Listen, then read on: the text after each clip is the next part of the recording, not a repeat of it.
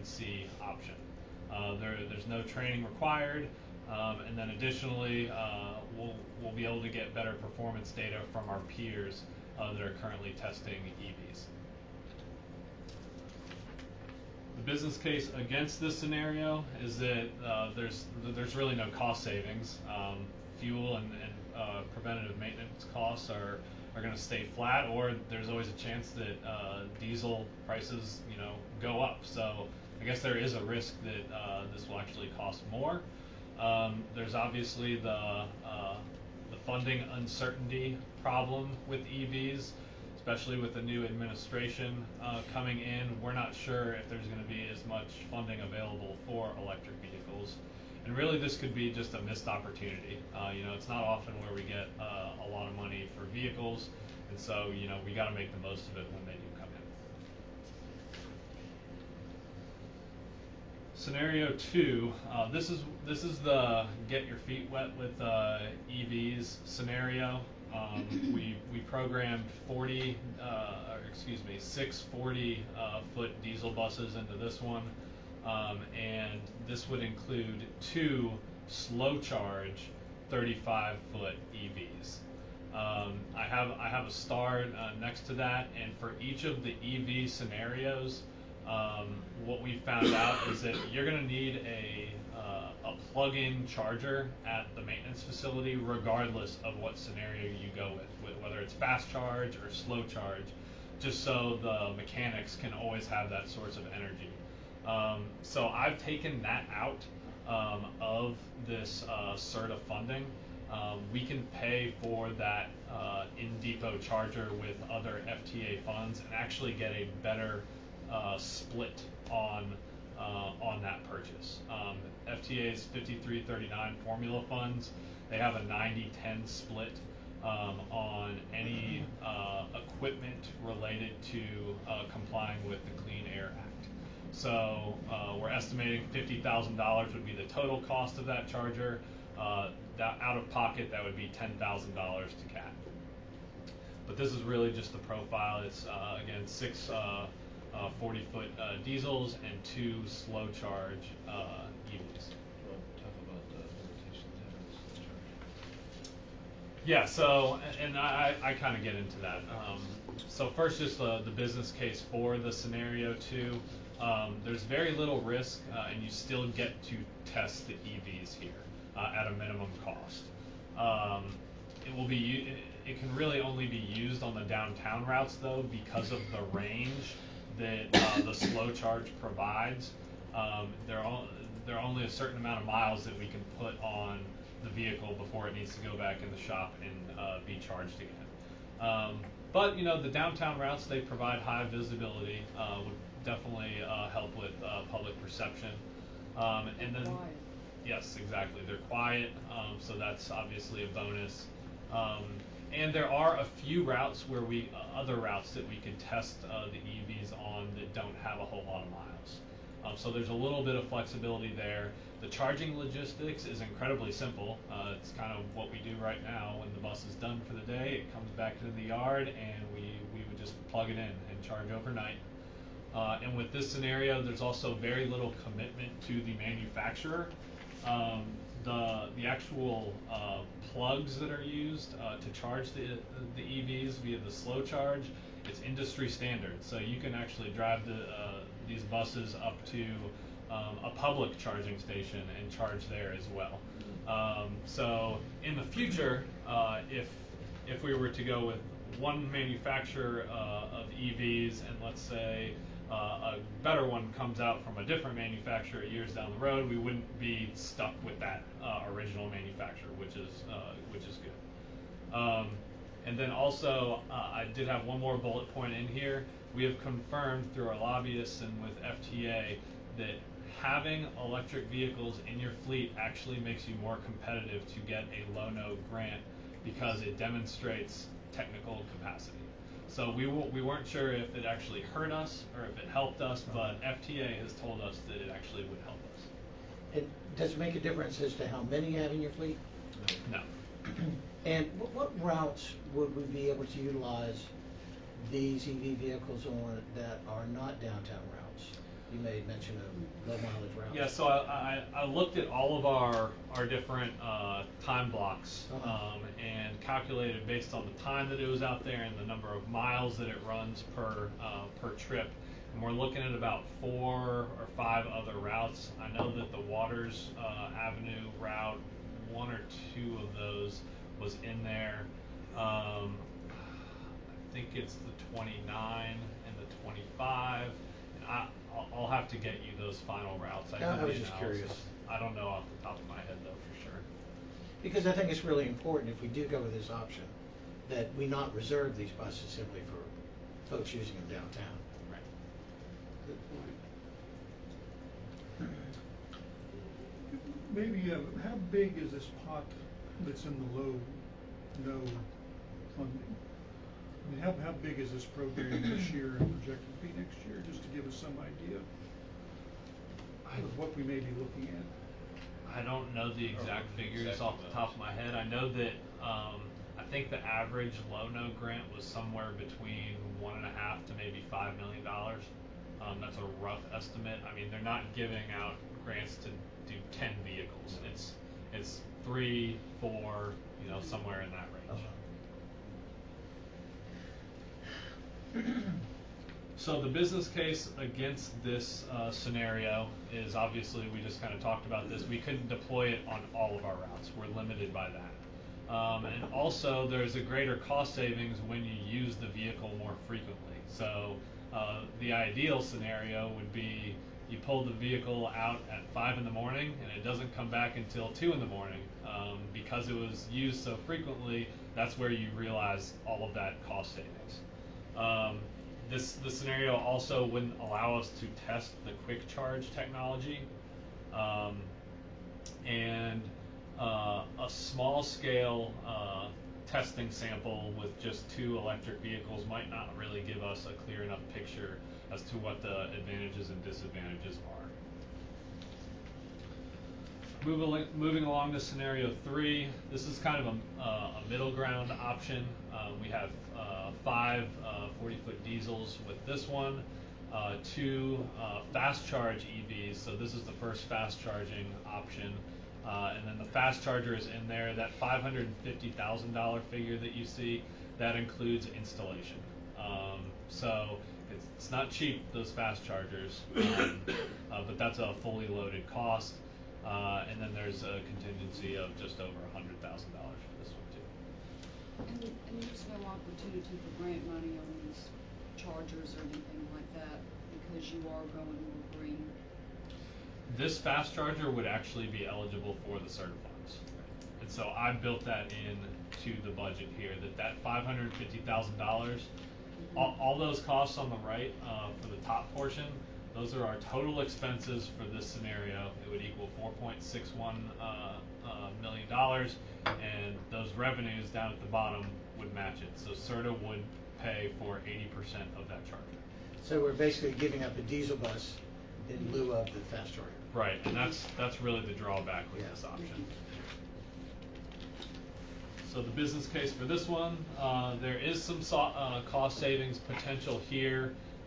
Because we're not limited to the downtown routes, we could put it on our Route 14, which goes all day long. And we can also test them on every single route, for that matter, that comes by the ITC. It'll obviously give us a greater understanding of the cost savings in fuel and maintenance the longer it's on the street. It's a good opportunity to enhance public perception. Obviously, if you can test the EVs on every single route, then everyone in our service area will be able to then see that vehicle go by. And again, I threw this in there for every EV option, makes it easier for us to get a low-no grant. The business case against this scenario, there's higher risk than the scenario 2, which was the plug-in, and the higher risk comes with because we are dedicating more of our funding to EVs. It also puts the fewest vehicles on the street with 7 total. There's some complexity with the charging logistics. Once you get into a fast charger, you obviously can't have those two electric vehicles come to the ITC at the exact same time, or they're going to be stuck behind one another charging. And then last but not least, you start to get pretty committed to your manufacturer with the fast charging technology. Each manufacturer that we've talked to has their own charging device, and obviously being $500,000, you know, it's a pretty high investment. So you gotta have some sort of commitment to that manufacturer. Do we have to buy a certain amount of them to get that low cost? No, these costs that were built in, these are the base prices. The more you buy, the better price you're going to get.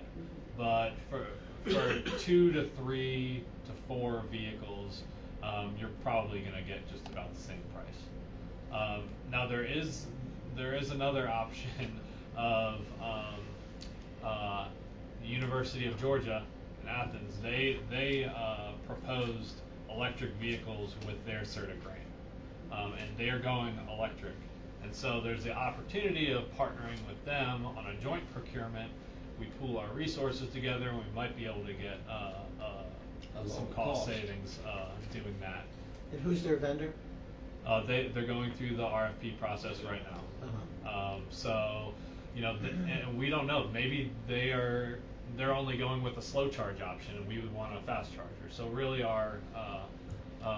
the directions from both agencies would have to align in order for that to work.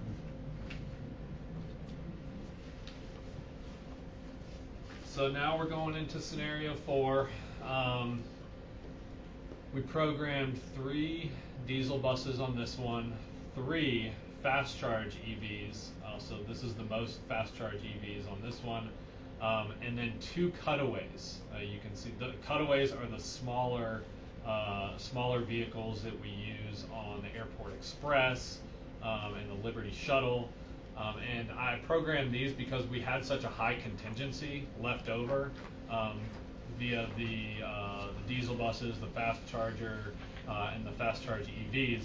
I was actually able to get us, with this scenario, 2 of those smaller vehicles, which could definitely help on certain routes that we have.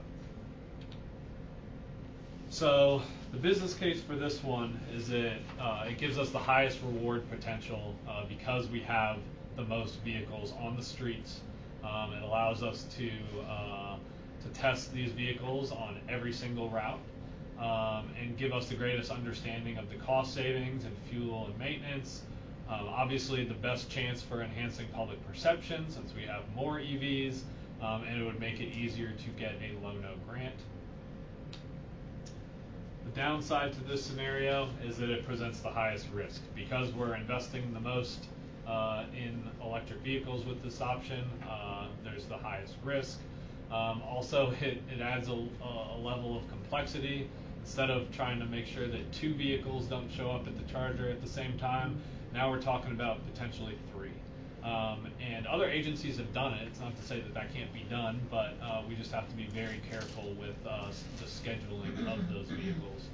And then really, with this option, you're pretty committed to the manufacturer. If you're going to buy 3 EVs and a fast charger, that's a good amount of money. How many different areas have used the electric buses so that you could get some information, even though you have that time element, but I'm talking about now about the performance of them? Yeah, so I want to say about 80 or so agencies across the country have been testing EVs. And the first one out in California, they started testing about 7 years ago. And so there's some good data on those first 7 years, how the buses performed. And I think the manufacturer would say that there's been some learning curve there. The first generation vehicles were okay, but they have drastically improved the vehicles since then. But I mean, really, from all the research that we've done, this EV technology is evolving. It's becoming a lot better, and they are starting to see cost savings. But that 7 to 12 years, would be the venturing into the unknown. No EV has gotten past the 7-year mark. There's a risk involved with that, and we don't know if, come year 10, the batteries completely start failing, and you need a complete battery overhaul, and the costs go up. There is a risk involved in that, but it's really unknown because the vehicles haven't gone that long. But all indications, the trend of those vehicles, they're projected to go the full 12 years. Correct, and potentially even longer than 12 years. I'm sorry, what'd you say? The maintenance trend on these vehicles is projected to go the full 12 years or even longer. If you take what we know now for 7 years and you trend it out. Helen? What type of warranties come on these batteries? In other words, you're talking about it gets to a certain point, and then there might be problems. Do the manufacturers offer warranties on these? I couldn't remember whether I asked that question or not when I saw the buses, but They do offer a warranty, but I don't know exactly. What I was looking how long. at was 5 years, and then you can buy extended warranties on the batteries for 2 more And years. what would, just price range of extended warranties and how long did they go? You can get an extended warranty for 2 more years. You're probably looking at around $6,000-7,000 per bus. So they're not guaranteeing anything after about 7 years is what you're saying. I mean, that's something to think about with new technology. Sure. That's exactly right. And what about with these chargers? Do we order those at the same time we order the buses? Yes, sir. So there's no suggestion that you could order those later and the costs come down between now and the time you actually order them? Probably not. They have to be ordered at the same time because that's a big project with Okay. all the codes and all you got to go through with Jordan Power coming in and. So you ain't just putting in a plug? No, sir. No, okay. So, go ahead. These charges, how expensive are they per? The fast chargers, which would be here, and it would be one, is about $500,000, $550,000 after installation. So that's a fully loaded cost. With the possibility of a 7-year run? No, the chargers themselves, they will probably last far longer than 12 years. Oh, okay. They have a 12-year useful life, but those things shouldn't have any issues, and they need to be maintained. They're going to have their own PM Right, I schedule, understand. but not nearly as much as the EV vehicles. Yeah, I was just thinking, with that amount of money that you want to, be paid for batteries could go out kind of faster. So you're not really saving as much as you thought you were. Just a real quick question to the experts here. So, what scenario would you recommend? I mean, I really think that these are worth giving a shot. I don't want to put us in the extreme high risk, but I think this is a new wave of technology that we need to take a look at. When we finish the last scenario 5, and then we'll get into that discussion. Oh, I'm sorry, I didn't know there was. Yeah, sorry, we have one more scenario. Okay, I Yeah, apologize. this will make it easier. Yeah, Hold right. Go Let me ahead, come back Tom. to the battery just for a second, because to me that seems like the biggest risk that we might look at. Yes. But we've also got the risk of what's diesel fuel going to cost in 7 years too, so there's risk on both sides. But of these buses that are out in the field today, so you said some of them are reaching the 7-year point. Is there any data that says batteries have failed before the 7 years? I mean, do we have Data a on the known- batteries right now look real good. No failures as of this point. And looking at the trend, we can see 12 to 14 years out of these batteries. Wow. And the battery technology with all the engineers they got working on it is just gonna come So far and fast. we have a pretty good chance of not having to replace a battery in every one of these buses we buy. pretty good over its chance. The lifespan. reason why we say risk is because it's not proven. It's not there yet. Right. It's not proven. And how much is a battery? To lease a No, battery, to buy a new battery. To buy. One of these to things buy fails. a new battery, For the entire bus, a whole set of batteries, you mean? The whole bus? Yeah, I mean, if we have a battery failure in one of these buses in year 8, what's it, If What it's, is- it's according on if it's the fast charge or the slow charge, you're looking anywhere from around 60,000 to around 80,000 for the battery. The pack. slow charge vehicles, those batteries are more expensive because they're made to last longer. And then if you do the fast charge option, those batteries are less expensive because it relies on the fast charger to just keep them going. That's interesting. okay, so coming back to the risk, just trying to think through this. I mean, I think we're gonna be involved in the fast charge when we do this. So we're probably at 60,000 today, but we expect those battery costs to come down. And So that's to the some other- extent, our risk seems to me that it's getting, The risk more and is more trending manageable. lower because costs are coming down. If you look at when electric buses used to cost over $1 million per bus, and now they're in the $700,000 range, and that's just in the last 5 years. Batteries are also going down, but more importantly, battery technology is going up. A lot of money is being put into research to develop better batteries, and we see that the batteries are improving. Some manufacturers coming out with longer range buses and longer range buses, so it keeps improving in that respect. so scenario 5 is where we looked at leasing the batteries.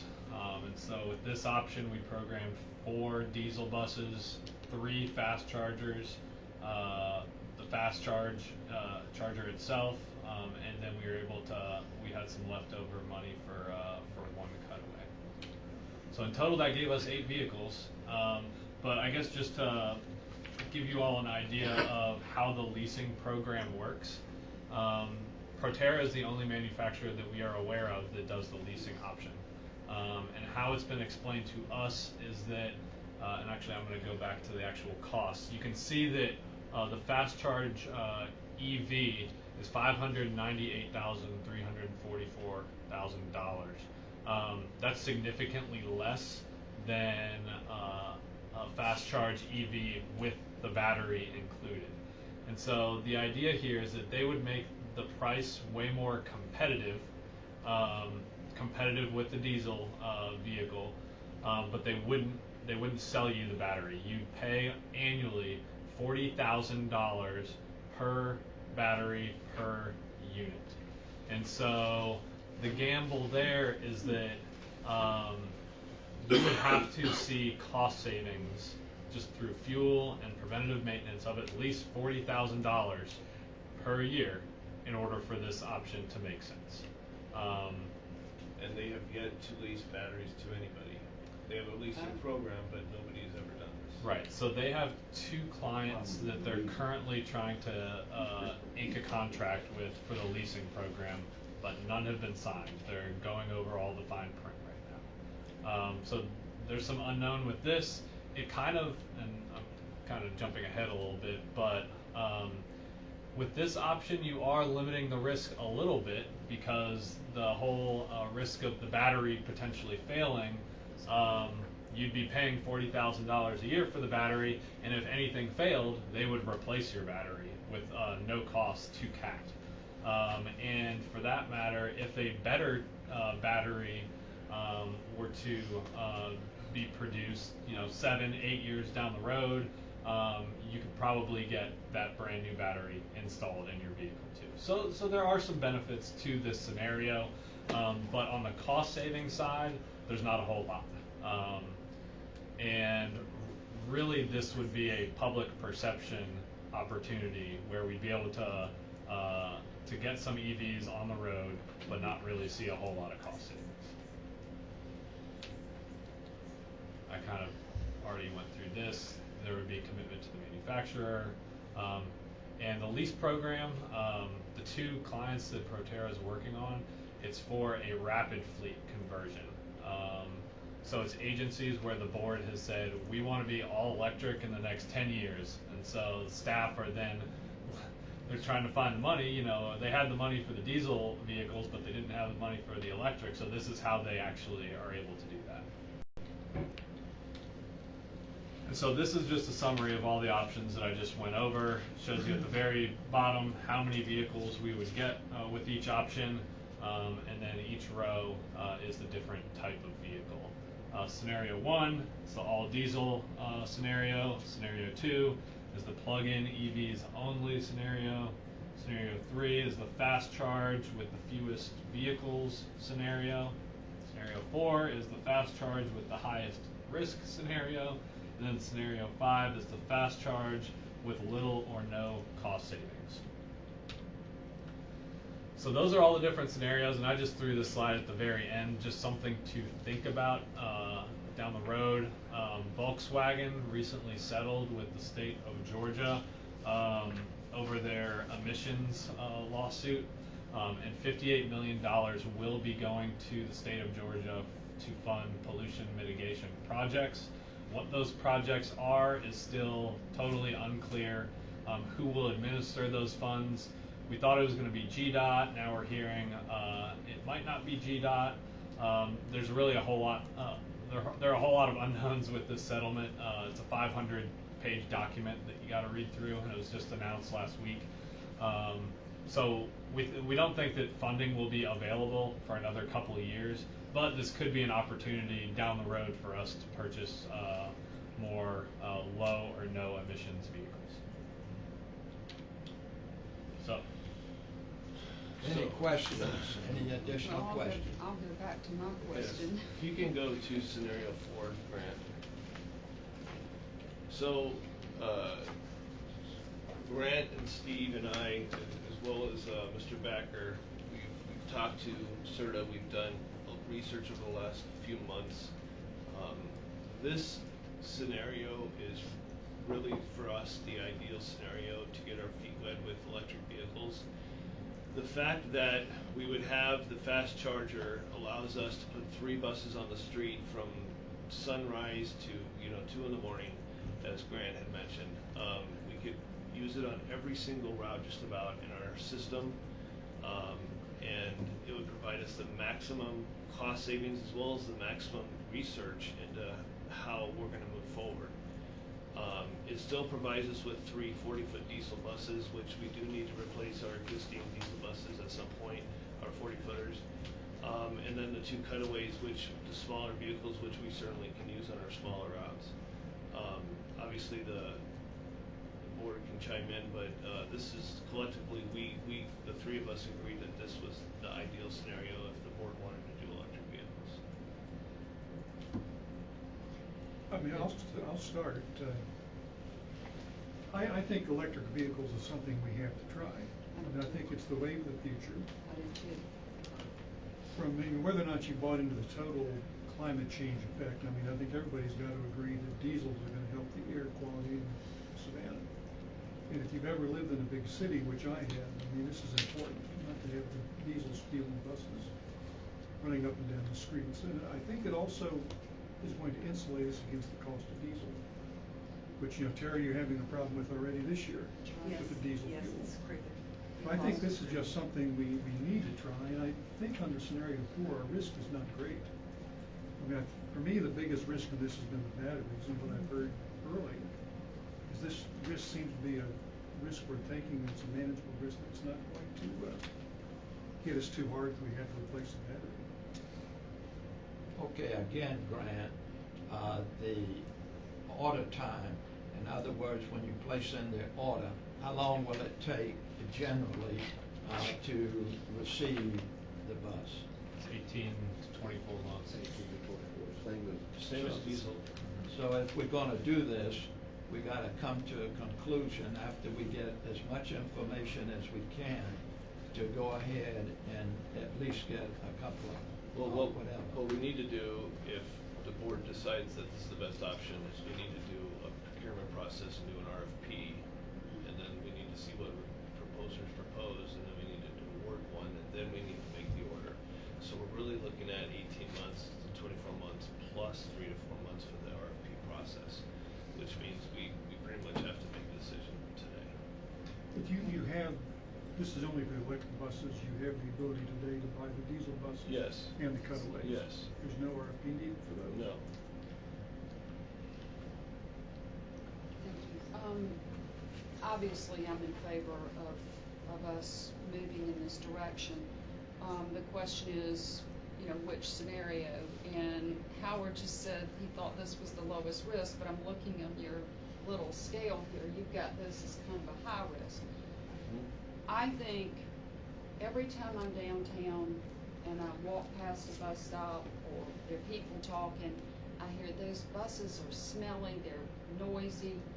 I think it's, like you just said, it's the wave of the future, and I think that if nothing else, it could pique the interest of our ridership for people trying the newer electric buses, especially the younger people that are very concerned about the environment. I think that this would be an incentive for them to try some of it, especially if we did a big campaign to kick these electric buses off. So I'm very much, obviously, I've been pushing us to do this, that's no secret. But I just want to make sure we pick the scenario that is the best scenario for Chatham area transit. Bill, just why is it that I notice on all the scenarios, you use a 35-foot bus. Is there a 40? There is. Foot? Yeah.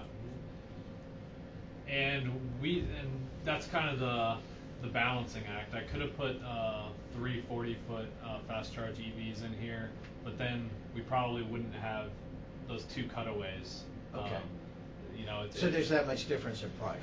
There's a significant increase when you get into larger buses. To your point, okay, so if we did get 40-foot electric vehicles, then we would have to, obviously, to experiment with them on every single route. I hear you. There's some limitations. Okay. And in other areas where this has been done, has the power company weighed in with any kind of incentives or shown any interest in offsetting some of the costs or anything along those lines? And I know you can't run down every rabbit hole, but I'm just curious. Well, I think it's important to remember that agencies across the country, they're just testing these EVs, so they're not really buying a whole lot of them. And so there's not really a whole lot for the power company to provide giant incentives when it's just a very small scale sample. I mean, Philadelphia, they have the largest testing fleet, and it's like 26. I want to say that the second largest is like 8 or something like that. So we're not talking about a whole lot of EVs, but we have talked to Georgia Power, and we brought some of these things up, and they said that really they could give us a really good electric rate if we got to 6 or more EVs. If you don't get to that point, there's not really a whole lot they could do for us. There's just not a whole lot they will do for us. They Right. could, but they won't. Yeah. They won't. Well, maybe we go with this and then get an electric car or something, yeah? Get a Prius.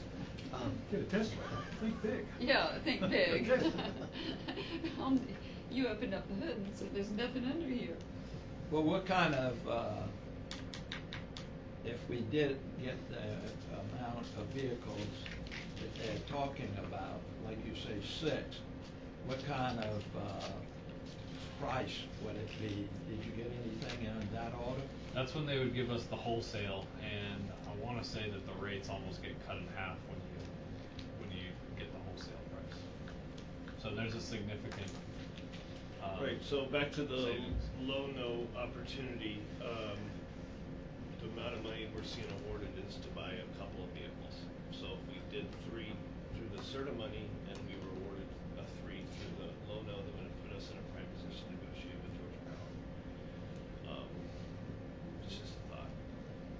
Yeah, and the in-depot charger that would be installed at the maintenance facility, I mean, we could also look at converting our administrative, vehicles to the EV, since it's a standard plug-in, and so then we'd be using more electricity, and know, Less maybe, fuel. right, and maybe Georgia Power would see that and be more willing to work with us on a better rate. What seems to be the rate if you buy a bus where the price starts to go down? 4, 5, 6? How many buses you mean? Number of buses you buy from one of these manufacturers. Obviously, buying 1 or 2, you're getting probably the list price. Where does the incentive start to come into play? Yeah, I mean, I would say probably over 5 or 6 is when you start to see a savings. I mean, it depends on the procurement too. A lot of agencies are doing a sole source procurement because each of these manufacturers offer something very unique. And so if you decide in advance that you want that unique feature from that manufacturer, then you do a sole source procurement, but then you're stuck with whatever price they give you. If you do an RFP, then you get to weigh, the manufacturers and try to get a better price. So, for example, to that point, Proterra has the fast charger is the drop down kind, and then BYD is the Underground. Right. So there's obviously Difference. And- So, I'm sorry. I'm sorry. Go ahead. In the cutaway routes that you would use these, you'd use the cutaways on the airport and possibly the Candor 11 or? To be determined. I mean, we wouldn't. Well, with the cutaways, we'd be able to get them probably within a year and a half.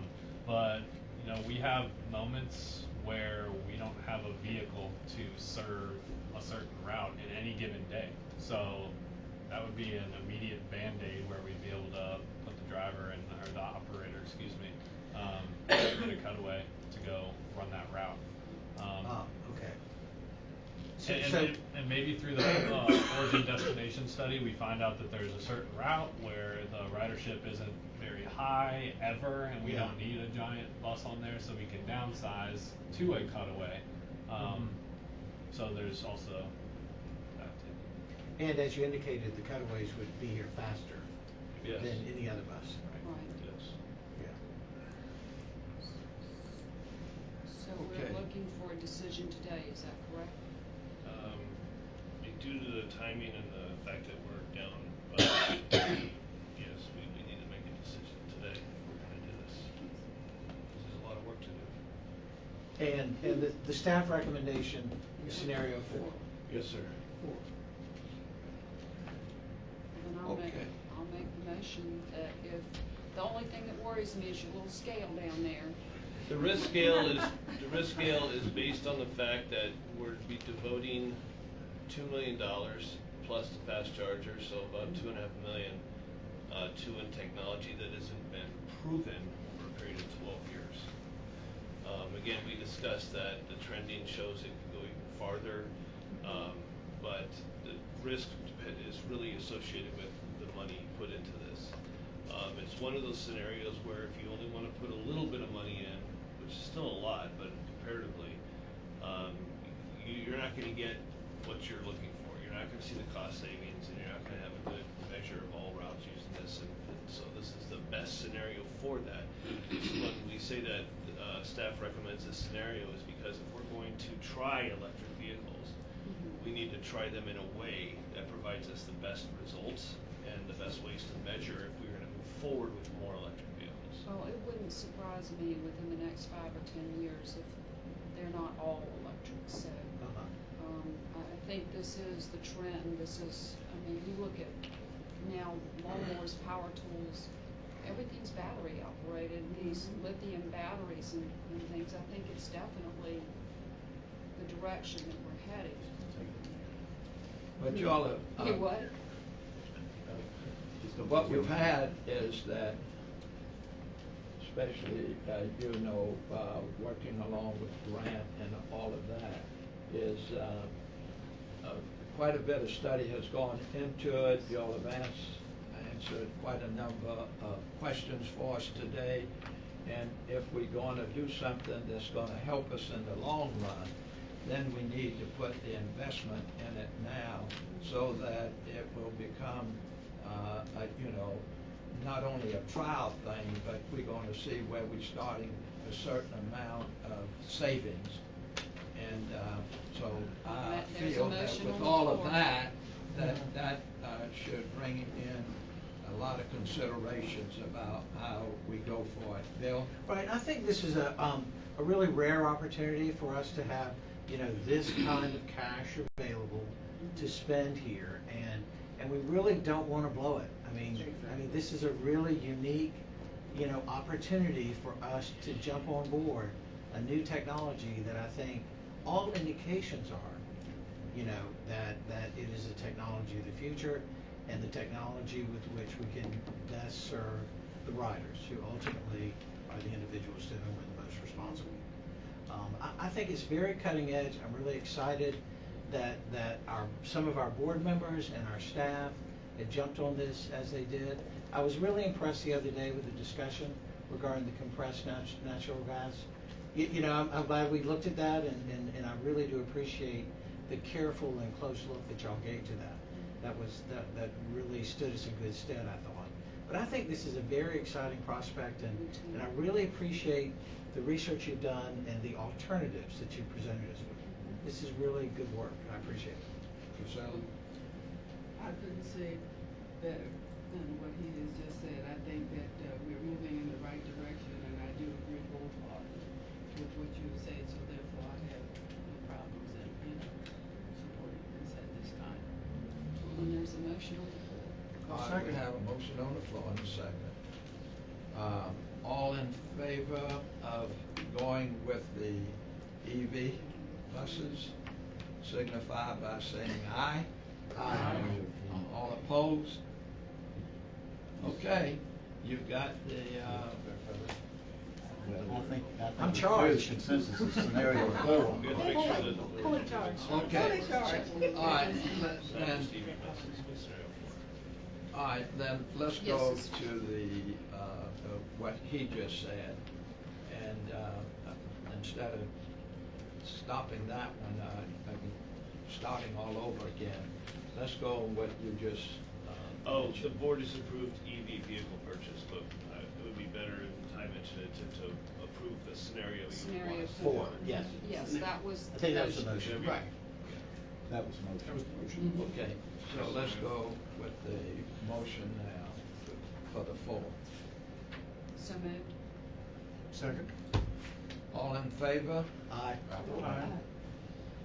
A motion carries, so you've got your walking situation going The walking situation. Got your instructions. Walking to the bank for the Oh, money. okay. Marching order. I think it's very exciting. It is. It really is. Now, does Atlanta have any of these? Does Marta have any of these buses? So we're the first in the I state. don't think so. No, Well, Athens, Athens. Athens. Florida's getting a test program for us. I rode on one last Saturday night. And how was it? It was very nice. Very quiet. Very quiet. Okay, next on the agenda is the Executive Director's Report. Curtis? Thank you, Mr. Chairman. Note, our complaints have gone up just a little bit, but still within our range. KPIs, our coverage recovery ratio is down. We had a preventable accident this September, but comparatively we're even compared to last year. Our productivity is down to 18, which is at the end of our range. For KPIs, we had a couple more complaints in paratransit, and our productivity for September was matching last year. There were no employee injuries. So our gross cost per revenue mile is still under the $6.85 mark. We are under the 2 accidents per 100,000 miles. Our complaints are right at the limit of what we want to see. Distance between vehicle failures is well under the 12,000. And obviously that's due to the status of the fleet. But it is nice to see that the on-time performance is above the 90% range, which is what we've been striving at for the last few years. We also have a legislative update, is in your packet from Concentra and NOVA. They also did include a postal post-election analysis. It's quite lengthy. If you have Yeah. time to go through it's good reading. And also on tab 5, I just want to highlight we received a thank you letter from SEMA for our role in the Hurricane Matthew evacuation and response. And I thought it was a nice letter, and so I wanted to include it in the packet so you could read it. And then we also have Mr. Backer's going to actually talk about his board update. Unless you have questions about the statistics in the director's report. All right, let's do this with SEMA. Since we're talking about the good things that CAT is doing and how we're progressing and all of the good, positive things, is let's do this. Get with SEMA then, Curtis, and I don't mind talking to you because I work with them, is that we have some kind of award ceremony, not awards, but a thank you situation that we put it on the city and the county thing, and let's do something for all of the media and to start off right now. That's something that we can do, so we let the community know that not only are we providing transportation, but we are assisting, and especially when you had another organization that did not have the people there for the transportation of moving people from around to the over to the Civic Center, but also taking them out of town. So put something together for that, and let's get with SEMA. And so hopefully we can start off now with talking about the good things, one of the good things that we're doing. But we have a meeting with SEMA on the 17th, so we can certainly talk about that. Okay. All right. I just have a question on this report. When our fare box recovery is still going down, didn't we order some new We did. equipment and They're finished building the trims now. They got all the motherboards so put they're not together. in yet? They should be shipping probably within the next week. Because I mean, this just keeps trending downward, and that's worrying me. And this time, that dip is more a factor of increase in monthly cost, and it has to do with insurance. So there's two parts of that ratio, fares and then also operating cost. And when operating cost takes a spike, it will cause that number to go down also. Right. So, But to your point, yes, Yeah. we can still have issues out there with fare boxes, and those should be shipping out next week, and we will get every So fare I'll box be will real fixed. interested to see what happens when Yes, those, ma'am. okay. Mr. Chairman, may I Yes. just make a statement, just to piggyback on what was said about the partnership? I just want to say that partnerships are very important.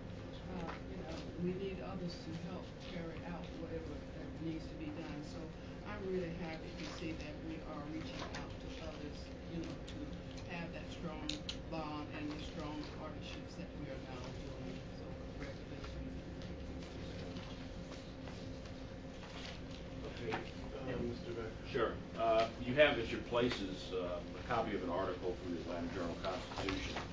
Of particular note is the fact that on the ballot this past week were two transportation-related referenda in Fulton County.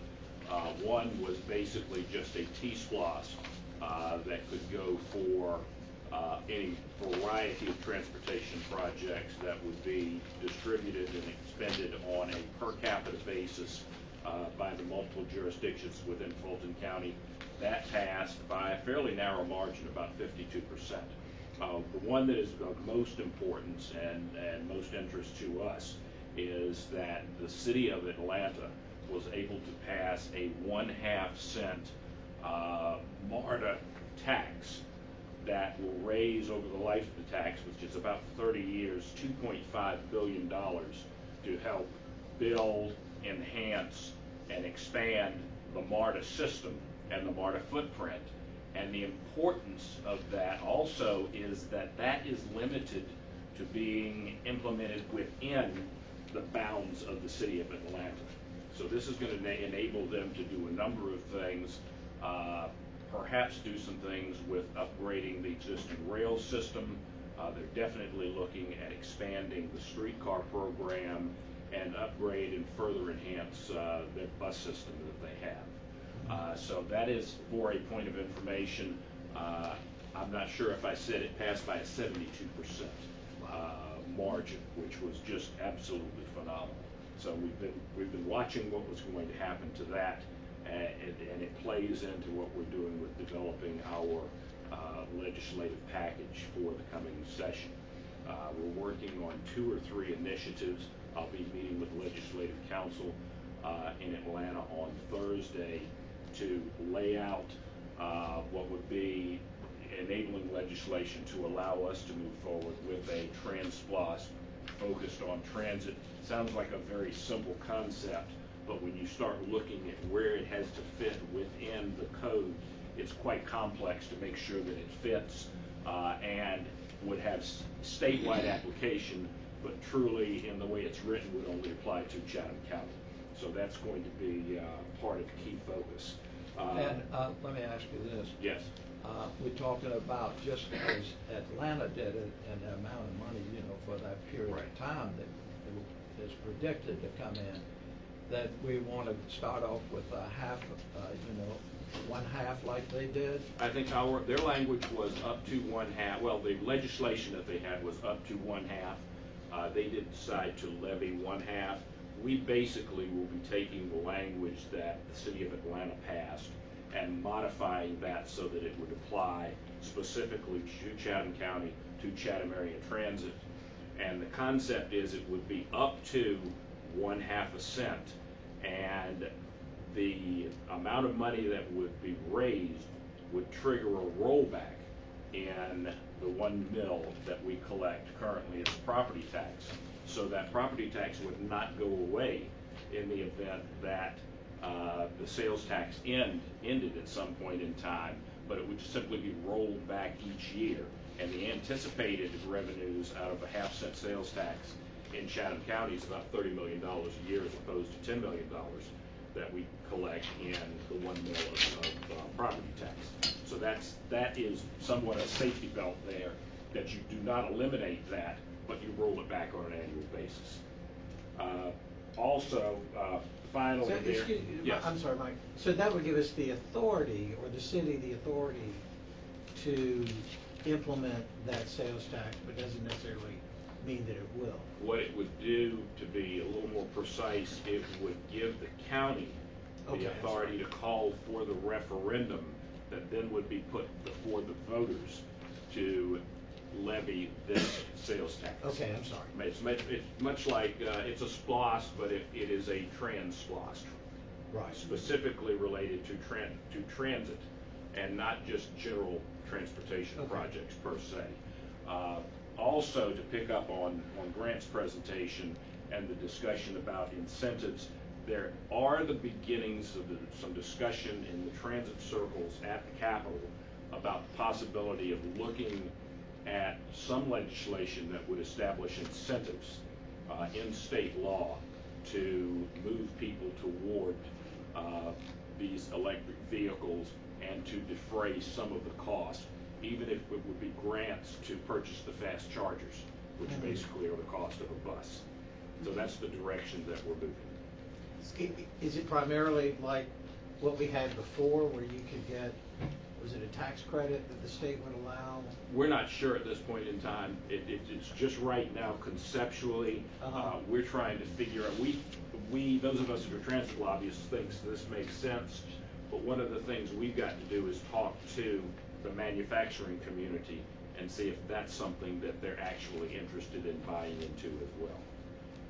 Because that could increase the market. If you could defray the cost of the chargers, and defray some of the cost of the batteries, then you're getting, the key here is to try to get it down to the cost of the diesel buses.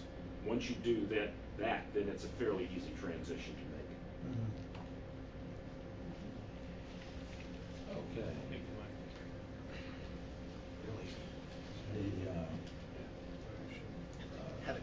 Ridership update, Grant. So in your packets, you have the monthly ridership report from September. It should look like this. Just wanted to highlight a few things. Our productivity, which is measured by passengers per hour, went down 4.5% compared to September of 2015. That number, when you start looking at passengers per hour instead of just passengers, the raw data, you start to see that it's about stable. Over the course of the last year, it's been as high as about 5.5 down and as low as 3.5 down. So that's a way better number and an indicator of how we're doing than the 10-15% that you've seen in prior board packets.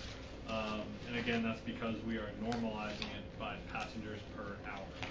Yes, ma'am. In reading through this, I'm not going to kid you, I was a little bit concerned. We've been talking about addressing the routes that are not productive for quite some time. And what are we doing about it? Because when I look at, I'm trying to find what page this is, it's right after the tab here.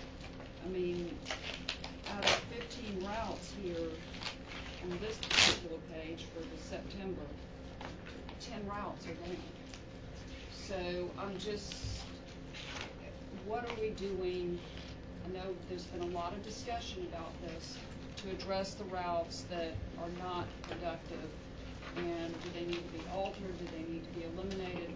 Where are we with that? So one thing, we've made some progress with the origin destination study, which is going to tell us, where people are going to and from in the county.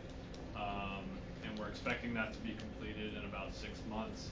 I know it takes a long time, but they give you all this data and then you have to make sense of it. So our consultants are working on that. I think what would be most helpful for us though, and we mentioned this I think in one of the committee meetings, was that we really need better goal setting from the board, because just because certain routes aren't performing, that doesn't mean that we should just wipe them all out, all the ones that aren't performing. And that's not what I mean, but I think we need to have a perspective of what routes we know we need as a community to provide as maybe a public service, if you will. But you've got to balance that with the ones that are productive, or else you're going to have a sinking ship. Sure, and so next month, RSNH is going to do a presentation with Greg about where we're at with this project.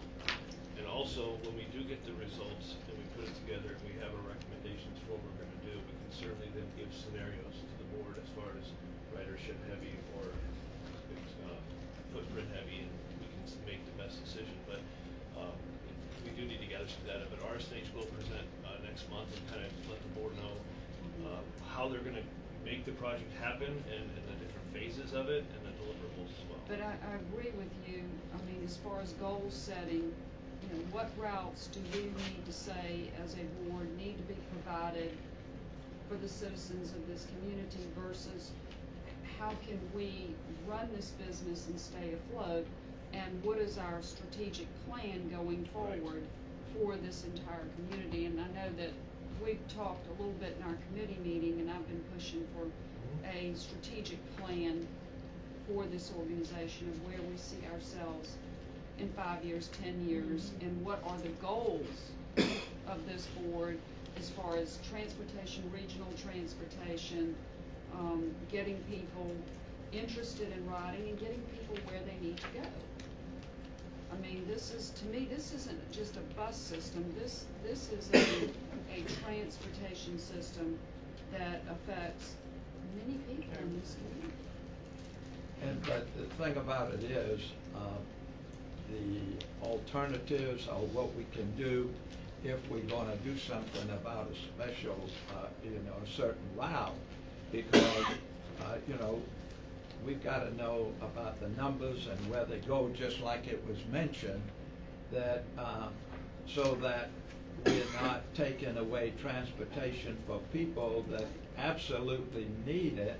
And if there's some way that it can be configured, that we can do that, so that it's going to come out with a positive solution, because that's really important, because a lot of people still don't understand that what all and how good it's been in the past. I mean, it's getting better right now. There's better run, and a situation is that we don't want to be in a negative thing, because people have to go for medical attention. They have to go, to the job, back and forth to the job. And then we've got the situation where they might have to be going to a department store, or, there's many things that they depend on with our bus system. So we've got to make sure that transportation, using that word, that we can help the people as opposed to, just cutting out a route altogether. But to add to that, there's also the question of cutting route altogether, but looking at the route and seeing if we alter the service within it. I mean, I think it's Route 20, could be the classic case of this. It's the route that has, I think, our least ridership, and it's got the highest costs. So I don't know how often the buses work that route, but maybe we need to not work it quite so much. Maybe we need to do it in the morning, midday, afternoon. So not only do we look at the route, we have to look at what's going on within the route. What time of day are people riding it? What time are they not riding it? Do we have a big bus? Maybe this is a cutaway route. Maybe we substitute it in the middle of the day. So I think we have a lot of things we have to look at. And I agree, we need your data desperately. It's discouraging to hear it's another 6 months away. Yeah, and we've drilled down to the hourly level of what time of day are these low performing routes doing okay, what times are they not doing okay. The problem with specifically routes 6 and 20 is that they are bare bones right now. We've been cutting back slowly but surely over the years, and so to a certain point, you can't really cut back anymore, and that's certainly the case with Route 20. We don't put many hours out there, and when we put the hours on the street, we don't really pick up a whole lot of individuals, but those individuals could be a very sensitive population where they need that service. And so that's just the whole data collection. We need to do more of it. We're doing it every single day. I think the origin destination study is definitely going to help. I think one other thing that we definitely need, now that the EV analysis is hopefully behind us, one thing that I personally would like to do a little bit more research on is contacting these rideshare companies and seeing how they can get involved in potentially, maybe doing some sort of, on-demand type of service which lowers our costs. Maybe, right now we send vehicles out to Skidaway Island, which are, larger sometimes, and they don't get a lot of passengers. But we sometimes don't even have a choice because that's the only vehicle available. And so maybe there are certain areas in our county where we can just serve it differently. It doesn't have to be traditional fixed route service, which costs us $96 an hour. So that's one thing that I think the two of us would really like to look at in more detail moving forward as well. I think that would be a very positive step if we give you more information, and plus the fact you will have others working with you, as you said, being more inclusive in that area will give you a better understanding of where we need to go. So I think it's really good. Yes. So just quickly jumping back to the report, one thing that I did want to point out was that the Liberty Shuttle, Route 8, you see at the on that first page, the table, you'll see that the passengers per hour percent change was 61.5. This is what this table does. Once you get the passengers per hour, what happened with that one is that we actually doubled the hours. This is when we did the Bay Street experiment. Right. So we doubled the actual hours for that route, and the ridership didn't change really. We didn't get more riders. So when you do that, when you add hours and they're empty hours, then you're gonna see your passengers per hour just go down. It's gonna, and so that's the good part about doing passengers per hour. You're actually getting a true picture of every hour that we're putting out there. How is it doing? So I just wanted to point that out, because when you're gonna see fluctuations over here, there might be an instance where we did a Bay Street, pilot project or something. It'll also help next month, because we were closed for the hurricane, that you'll still see a true passenger per hour as opposed to total ridership. We lost a few days in the hurricane. Right. That's all I have. All right. Now to the service delivery update, Curtis. Thank you, Mr. Chairman. Service delivery update is included in your packet. We'll address any questions you may have. Any questions for service delivery? Next item, system development update. Staff? Thank you, Mr. Chairman. The system development updates in your packet. We'll certainly address any questions anybody may have. Any questions on the system development? Next then, if none, the financial update. Terry? Good morning. First, a quick correction on page 1 of the report, where we say ahead of budget, it should say behind. This is the first month this fiscal year that we're showing. Which board are you on? Just on the very first page. Right. Yeah, the numbers show that we're behind budget, but the last change on the template where we changed ahead to behind did not take. So we wanted to make sure that we made that correction. So you're talking about that third bullet? Third bullet point. Yes, sorry. So sorry. Third bullet. And when you look at the financial statements, the same trends that we've been discussing this fiscal year, fares are down a little, paratransit cost is up, but paratransit revenue is remaining flat or is behind budget. And also, that's a fuel expense, but there's an unusual item in September that's driving this flip. We book our accident reserve, and there's 2 components, the workers' comp change and also the accident claims reserve change. And there was $151,000 worth of claims paid expense in September associated with that one item.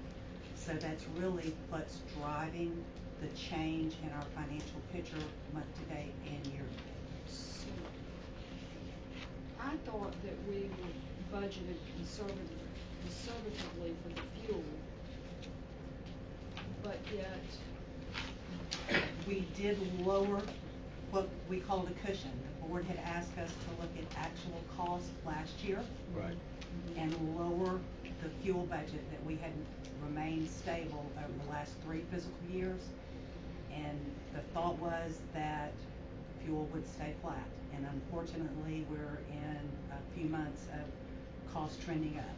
And that's where you're seeing that negative variance in fuel. So for 3 fiscal years, we kept the fuel budget annually at where we were in 2011 and 2012 when fuel was running about $3 a gallon. And it was creating a cushion effect, and the request was made to true that back up. So we looked at last year's actual, and I did add one to 150,000, but it's not enough now to cover the trend, which gas is what, about 210, and it's going up every month. So Not a lot, though. No, it's a small, it's a small variance. value. We're running 15,000 behind on Certainly any higher month. than last year, though. Yes.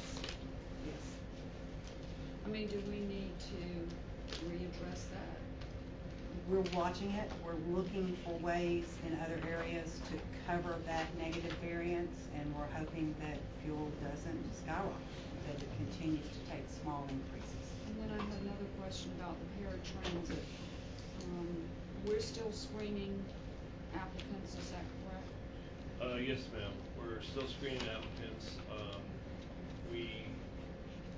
One difference is that we have to now, when we do our interview and screening, and then if the customer is recommended for a functional assessment, then they would be sent to St.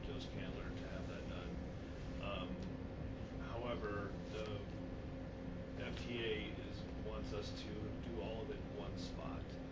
So it slowed down our screening process, but we're working with St. Joe's to get a room at their facility so we can interview them and have the person do the functional assessment at the same time in the same location. But to your point, we are still screening.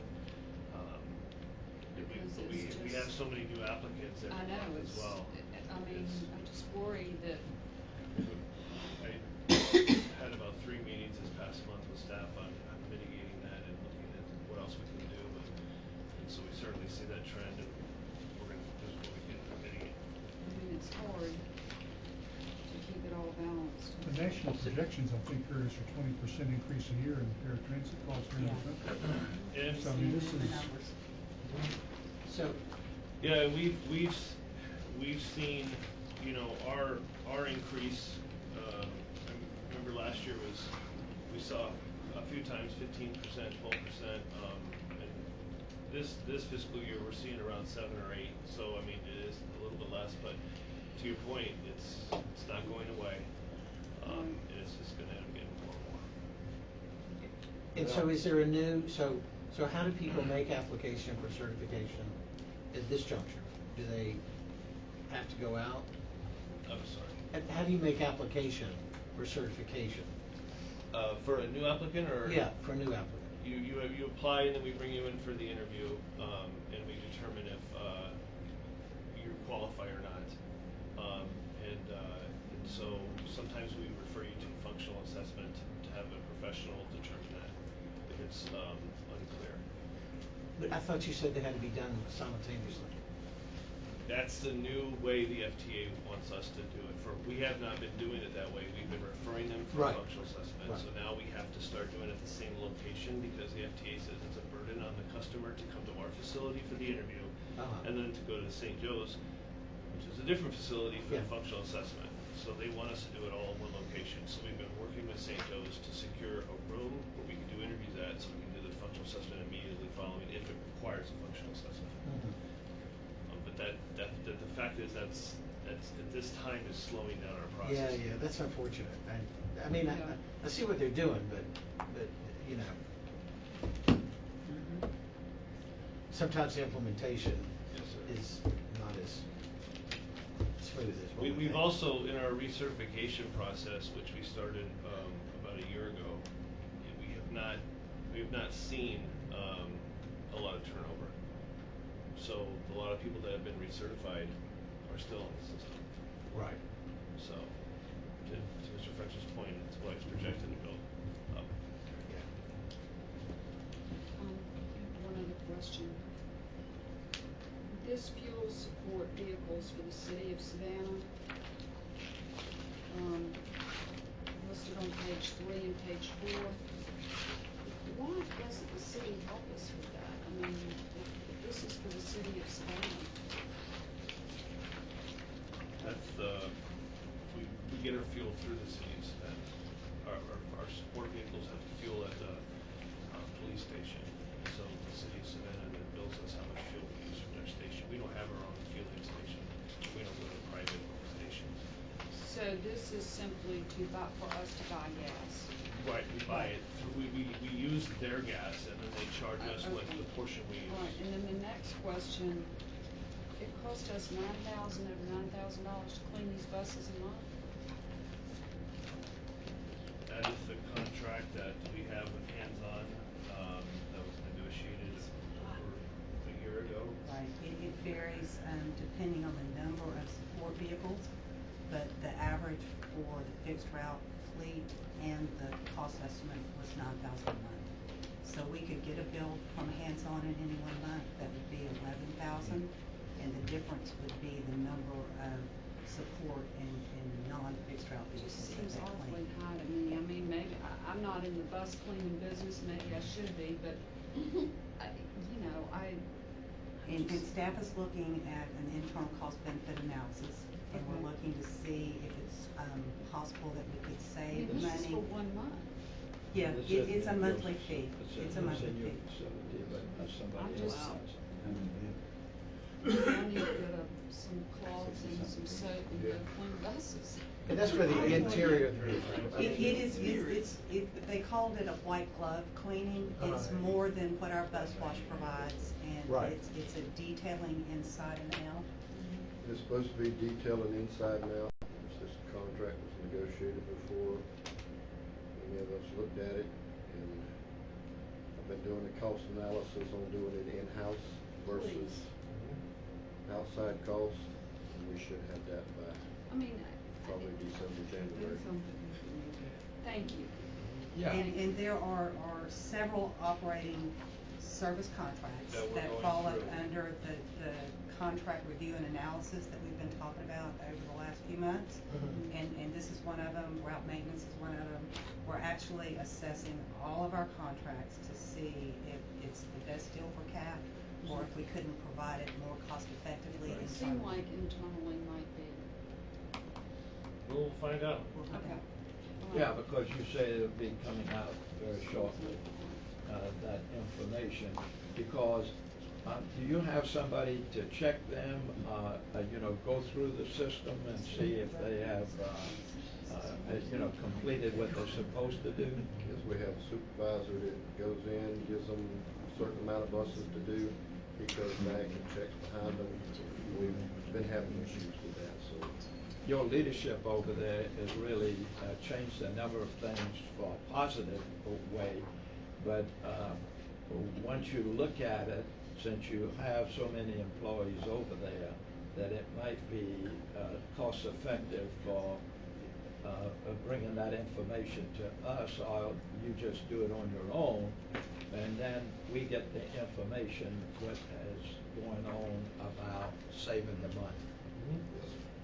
If it's cheaper to do it in-house, we will let the board know, move forward in that direction. Yeah, okay.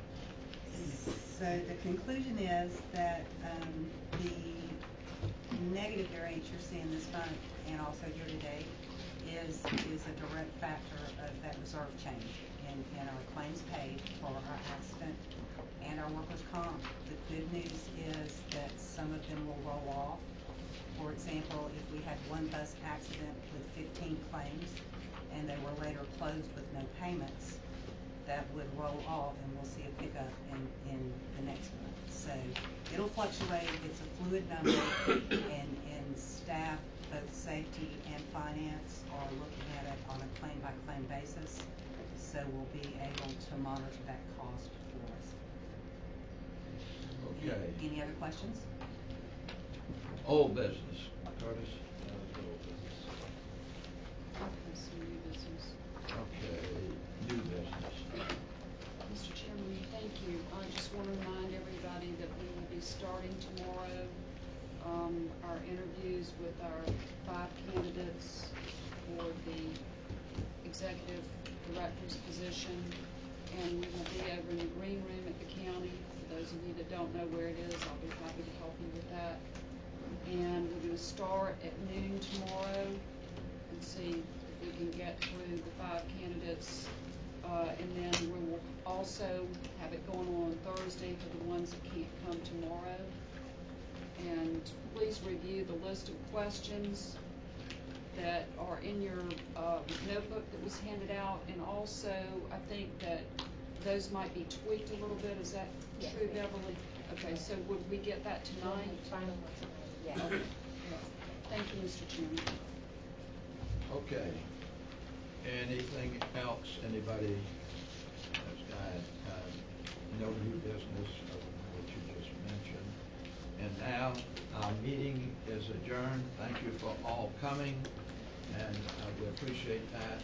And of course, these additional things that you've been doing, Curtis, thank you very much. Yes, sir. Because it helped us in many, many ways where it has been accomplished. Okay. Oh, yeah. Mike is good? Mike's good. That's right. And of course, we did get, and I'm thanking all of you, because we asked the question, and you don't got the answer. And more than likely, it's already been completed, you know, in situations like that. Okay. And then I'll see what your answers to, you know, I need more in depth. Okay, the requirement of the Georgia law is this. You have to, okay, you legally have to tell us when you're down to 3. But the question is, what you have to do versus what you can do. You can do whatever you want.